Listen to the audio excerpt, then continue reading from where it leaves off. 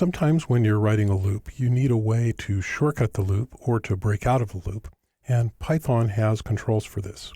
Let's go ahead and make a working copy of loopcontrol.py. Call this loopcontrol-working.py. Go ahead and open that working copy. And here we have a simple loop that prints out each character of a string. Looks like it's just printing the string, but it's actually doing it one character at a time in the loop. We'll go ahead and run this, and you see that that's what it looks like. And let's say that we wanted to skip all of the letter S's. We could simply say if C equals S and continue.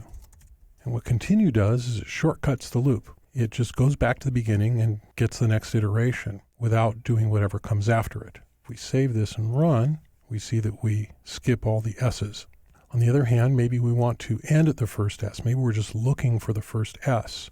So we can use break, and break jumps out of the loop entirely. We save this and run it. That terminates the loop. Just prints the first three characters, and when it gets to that first S, it stops entirely. So that's break and continue.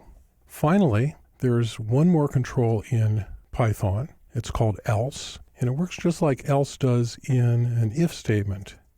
I say else here and print else. We'll get rid of this break. And what this does is this gets run whenever this condition becomes completely false. In other words, when the iterator is out of stuff to iterate, then else gets used. So if I save this and run it, you see that it prints the entire string and then it prints else. And else also works in a while loop. Actually, all of these controls also work in a while loop. I'm just going to show you this one. I'm going to do this as a while loop here. We'll say I equals 0, and while I is less than the length of S.